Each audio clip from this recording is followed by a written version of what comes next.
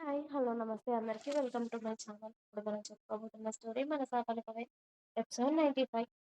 మా మధ్య ఎన్ని రోజులు ఉండబోదు జరిగిపోయిందమ్మా అని సాహిత్య చాలా సంతోషంగా చెప్తూ ఉంటే జానకమ్మ గారి కడుపు నిండిపోయింది. మనవరాలి సంతోషానికి నా బంగారు తల్లి ఎంత మంచి శుభవార్త చెప్పావే అని మనవరాలు చుట్టూ మెటికలు విరిచి మనవరాల్ని పట్టుకొని చాలు తల్లి ఇక వాడు నీకు దగ్గరయ్యాడంటే ఇక నిన్ను విడిచి ఉండలేడు. సరేనా? మీరిద్దరూ ఇలాగే జీవితాంతం పిల్ల పాపలతో సంతోషంగా ఉండాలి. త్వరలో శుభవార్త కూడా చెప్పాలి తల్లి నువ్వు.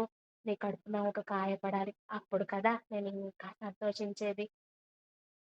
నాకో ముని మనవడు, ముని మనవరాలు వస్తే వాళ్ళని ఎత్తుకొని ఆడిస్తా కదా! అప్పుడు నేను ఇంకా చాలా సంతోషంగా ఉండేది అని జానకమ్మ గారు ఫుల్‌గా సంతోషపడుతూ, ఇంతకీ సిద్ధుగాడెక్కడా? అని అడిగారు. సిద్ధు స్నానం చేసి ఇప్పుడే రెడీ అవుతున్నాడమ్మమ్మ. వచ్చుంటాడు బయటికి అనగానే, సరే రండి భోజనాల టైం అయిపోతుంది. భోజనాలు చేద్దాం. మీ తాత ఎక్కడికెళ్ళాడో ఏంటో? మీ ఇద్దరికి వడ్డిస్తాను పదండి అని చెప్పి జానకమ్మ గారు సాహిత్యం తీసుకొని బయటకొచ్చేసరికి అప్పుడే సిద్ధు బయటకొచ్చాడు. నాన్న సిద్ధు, ఇంతసేపు పడుకున్నారేంట్రా? రండి భోజనం టైం అయింది. మీకు భోజనం వడ్డిస్తాను అని పిలిచారు జానకమ్మ. వద్దు నానమ్మ, ఆకలిగా లేదు. కాసేపు పొలం దగ్గరికెళ్ళొస్తాను. వచ్చాక తింటాను అని అన్నాడు సిద్ధు. నువ్వు లేచిందే 12 గంటల తర్వాత. ఉదయం నుండి కాస్త కాఫీ నీళ్లు లేవు, టిఫిన్ లేదు. ఇప్పుడు లంచ్ కూడా చేయకుండా వెళ్తాను అంటే ఎలా? నేను చూస్తూ ఊరుకుంటాను అనుకుంటున్నావేంట్రా? ముందు రా, ఇలా రా. తిన్నాకే ఏ పనైనా. మనం చేసేదే కడుపుకు, ఇంత తినడానికి. అంతేగాని తిండి మానుకొని మరి పని చేయమని ఎవడు చెప్పడు అని చెప్పి మనవడిని, మనవరాల్ని ఒక దగ్గర కూర్చోబెట్టి వాళ్ళిద్దరికీ కడుపు నిండా తినిపించాక అప్పుడు ఇక సిద్ధు సాహిత్యకి చెప్పకుండానే బయటకి వెళ్ళిపోతాడు. అది చూసిన సాహిత్య, వీడేంటి నైట్ అంత ప్రేమగా దగ్గరకొచ్చి ఇప్పుడెందుకు కనీసం నా వైపు చూడకుండా నాకు చెప్పకుండానే బయటికెళ్ళిపోతున్నాడు. ఇప్పుడు సిగ్గుపడుతున్నాడా? లేకపోతే ఇంకేదైనానా? నా దగ్గరకి రాను అని చెప్పి దగ్గరైనందుకు నేనేమైనా అనుకుంటున్నాడా వీడు? ఏదేమైనా ఈరోజు రాత్రి తెలుస్తుందిలే. మళ్ళీ నా దగ్గరకొస్తాడు కదా! అప్పుడు చెప్తాను అని సాహిత్య నవ్వుకుంటూ వాళ్ళ అమ్మమ్మ కడుపు నిండా పెట్టడంతో ఫుల్‌గా తినేసి కాస్త మజ్జిగ కూడా తాగేసి రాత్రంతా లేని నిద్రకు అమ్మమ్మ కాస్త నిద్రొస్తుంది. అలాగే ఫుల్‌గా బాడీ పెయిన్స్ కూడా ఉన్నాయి.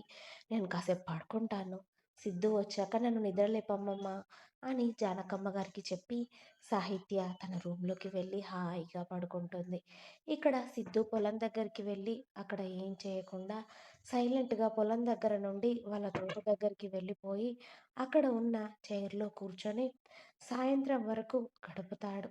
ఇక చీకట్లో ముసురుకుంటుంటే ఇంటికి వెళ్ళకపోతే బాగోదని చెప్పి సిద్ధు ఇంటికి వెళ్ళేసరికి జానకమ్మ, రఘుపతి గారు, సాహిత్య అందరూ బయట కూర్చొని మాట్లాడుకుంటూ ఉన్నారు. వాళ్ళని దాటి వెళ్తే బాగోదు అని వాళ్ళ దగ్గర కాసేపు కూర్చొని ఇంట్లోకి వెళ్ళాడు. అలా రాత్రి భోజనాలు కూడా అయ్యాక సిద్ధు ఫ్రెష్ అయ్యి సైలెంట్‌గా సాహిత్యకి దూరంగా ఆమెను చూడకుండా పడుకుంటుంటే సాహిత్యానే మెల్లిగా కూర్చొని అతడి తీరుని గంటసేపు గమనించి, సిద్ధూ, ఏమైంది? నిన్నంతా బానే ఉన్నావు కదా! ఇవాళేంటి మరి నాతో మాట్లాడకుండా ఉంటున్నావు? ఏమైంది? ఏదైనా ప్రాబ్లమా? ఒంట్లో బానే ఉందా నీకు? అని అడిగింది సాహిత్య సిద్ధు తల మీద చేయి వేసి. హ్మ్. బానే ఉన్నాను. ఏం కాలేదు. నిద్రొస్తుంది పడుకో సాహిత్య. డిస్టర్బ్ చేయకు. తలనొప్పిగా ఉంది అని చెప్పి అతడి తల మీద ఉన్న ఆమె చేతిని తీసేసి బ్లాంకెట్ కప్పుకొని సైలెంట్‌గా పడుకుండిపోయాడు సిద్ధు. అతడలా ఎందుకు చేస్తున్నాడో అతడి తీరు ఏమీ అర్థమవ్వకుండా ఉంది సాహిత్యకి. నిన్నటికి నిన్న, రాత్రికి రాత్రి ఆమెపై అంత ప్రేమ కురిపించి, ఈ రోజుకి నువ్వెవరో, నేనెవరో అన్నట్టుగా ముందు కన్నా ఇంకా ఘోరంగా తయారైన సిద్ధు ప్రవర్తన చూసి తెల్లబోయింది సాహిత్య. అసలేమైంది? నిన్నటికి ఇవాల్టికి ఒకవేళ నాకు దగ్గరయ్యానని చెప్పి వీడేదైనా గిల్ట్ ఫీల్ అవుతున్నాడా? అంటే వీడికి నిజంగా నాకు దగ్గరవ్వాలని లేదా? అసలేమవుతుంది నాకు? నాకు దగ్గరవ్వాలని లేనివాడు నిన్న అంతగా నా మీద ఎలా ప్రేమ చూపించాడో, అంత సుకుమారంగా నన్ను చూసుకున్నాడు. అంత ప్రేమ నా పైన చూపించి, ఒక్క రోజులో మళ్ళీ అదంతా నిజం కాదనంటే నేనెలా నమ్మాలి? అసలేమైంది వీడికి? ఏం జరుగుతుంది? నన్ను దగ్గరికి తీసుకున్నాడు. మా మధ్యలో దూరం తరిగిపోయింది. ఇక సంతోషంగా ఉండొచ్చు అని అనుకున్నాం. కానీ వీడేంటి మళ్ళీ ఇలా తయారయ్యాడు? అసలు ఏం జరుగుతుంది?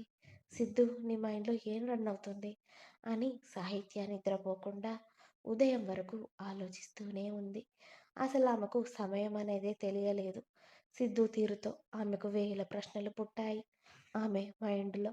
ఇక సిద్ధు ఉదయం 5కి లేచేసరికి సాహిత్య అలాగే పడుకోకుండా బెడ్ రెస్ట్‌కి ఆనుకొని ఎటో చూస్తూ కనిపించింది. నిద్రపోలేదా రాత్రంతా? అని అడిగాడు అతడు బెడ్ మీద నుండి లేస్తూనే. ఎలా నిద్ర పడుతుంది సిద్ధు? నీ ప్రవర్తనకి ఒక్కరోజు బావుంటే ఇంకొక రోజు నేను ఎవరో అన్నట్టు ప్రవర్తిస్తుంటే నేనెలా నిన్ను అర్థం చేసుకోవాలిరా? అసలేం జరుగుతుంది సిద్ధు? కాస్త నువ్వేమనుకుంటున్నావో నాకు కూడా చెప్తే బావుంటుంది కదా! ఇలా ఒక్కసారి దగ్గరికి తీసుకొని ఇంకొక రోజు దూరం పెడితే అసలెలా అర్థం చేసుకోవాలి నిన్ను? ఏమైంది? మొన్న బానే ఉన్నావు కదా! నిన్నటికి నిన్న ఏమైంది సిద్ధూ? అని కాస్త మెల్లిగా ప్రేమగానే అడిగింది సాహిత్య సిద్ధుని. అవన్నీ చెప్పాల్సిన అవసరం నాకు లేదని అనుకుంటున్నాను సాహిత్య. ఇప్పుడు నువ్వన్నీ అడిగినా నేను చెప్పలేను.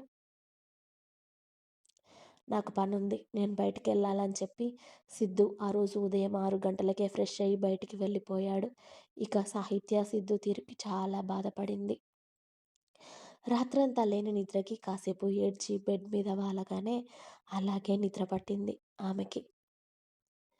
ఇక సిద్ధు వెళ్ళిపోయిన విషయం తెలుసుకొని జానకమ్మ గారు మెల్లిగా ఉదయం 9 గంటలకి మనవరాలి దగ్గరికి వచ్చేసరికి సాహిత్య నిద్రపోతూ కనిపించింది. సాహిత్య, ఏంటే తల్లి ఇంతసేపు పడుకున్నావు? ఏమైంది? సిద్ధు ఉదయాన్నే బయటికి వెళ్ళాడు కదా! నువ్వింకా లేవలేదా? అని జానకమ్మ గారు అడగగానే సాహిత్య లేచి ఏడుస్తూ వాళ్ళ అమ్మమ్మ ఒడిలో పడుకుంటుంది. ఏంటి తల్లి? ఏమైంది? నిన్నంతా బానే ఉన్నావు కదా! ఏమైంది? మళ్ళీ సిద్ధేమైనా అన్నాడా? అని ఆవిడ కంగారు పడుతూ అడిగారు. ఏం చెప్పమంటావమ్మమ్మ? వాడి ప్రవర్తన మొన్నేమో అంత బాగున్నాడా? నిన్న ఏమో మళ్ళీ నాకు దూరంగా ఉంటే అసలు నేనెవరో తెలియనట్టుగానే ప్రవర్తిస్తున్నాడు. వాడి తీరుకి నిజంగా నాకు పిచ్చి పట్టినట్టుగానే అవుతుంది. వాడిని ఎలా అర్థం చేసుకోవాలో కూడా నాకు తెలియట్లేదు అని సాహిత్య ఏడుస్తూ ఉంటే జానకమ్మ గారు, అయ్యో! పిచ్చి తల్లి. నీకు నిజంగా నేను ఈ విషయం చెప్పడం మర్చిపోయాను. నిన్న మనం పొలం దగ్గర ఏదో పెద్ద గొడవ జరిగింది తల్లి. అదే పని మీద పొద్దున్నే మీ తాతయ్య, సిద్ధు వెళ్లారు. వాడు అదే గొడవలో ఉన్నట్టున్నాడు. అందుకే అలా ఉన్నట్టున్నాడు. లేకపోతే అంత ప్రేమగా ఉన్నవాడు మళ్ళీ నిన్నెందుకు అలా ఉంటాడు చెప్పు? ఏమీ జరగదు. వాడు మళ్ళీ బానే ఉంటాడులే. కంగారు పడకు. అక్కడ సిద్ధుకి సిద్ధు మీ తాతయ్య తిరుగుతున్నారు. సరేనా? నువ్వెలాంటి బెంగ పెట్టుకోకు. వాడు మళ్ళీ బావుంటాడులే అని మనవరాల్ని సముదాయించారు జానకమ్మ గారు. ఇంకా ఉంది. మీకు నా స్టోరీస్ నచ్చినట్టయితే ప్లీజ్ లైక్ చేయండి. అలాగే ఛానల్‌ని తప్పకుండా సబ్స్క్రైబ్ చేయండి.